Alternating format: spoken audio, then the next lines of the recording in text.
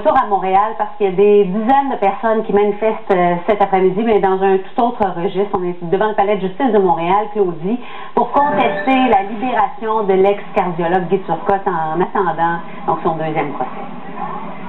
Voilà, et là je vous montre, Cindy, la manifestation tire à sa fin, il reste quelques dizaines de personnes. Tout à l'heure, je vous dirais qu'il y avait environ 80 personnes qui s'étaient rendues ici. On en a contre le fait que Guy Turcotte soit en liberté en attendant son deuxième procès, vous l'avez dit.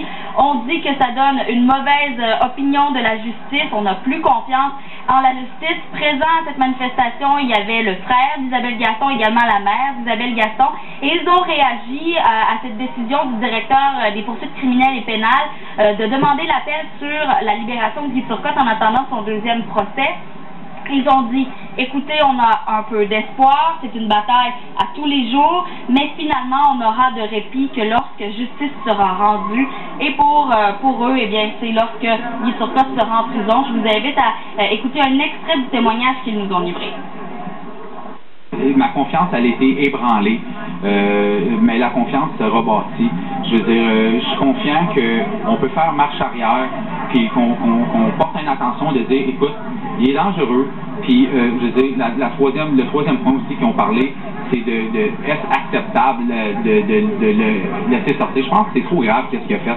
Je pense que de le laisser sortir, c'est là que l'injustice est encore recréée. Je veux dire, il est dangereux, puis on est informé.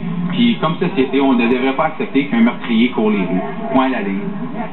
Alors je lui dis, qu'est-ce que tu as fait? Tu vas payer pour un jour. Puis regarde-toi dans le miroir.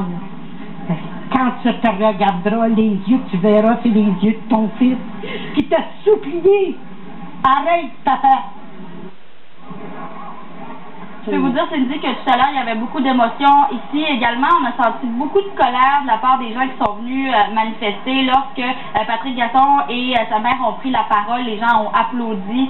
Par la suite, certains même pleuraient. Il y avait des gens d'un peu partout, également des gens de toutes les générations. Il y a des gens qui sont venus ici avec leurs enfants. On voyait des pancartes où c'était indiqué « J'ai 11 ans, ce serait l'âge d'Olivier ». Je termine en vous disant qu'il y a d'autres manifestations qui sont prévues, Cindy, demain à Saint-Jérôme, mais également à Sherbrooke, et également tout au long de la semaine, parce que la requête en appel sur la libération de Guy Turcotte devrait être entendue vendredi prochain.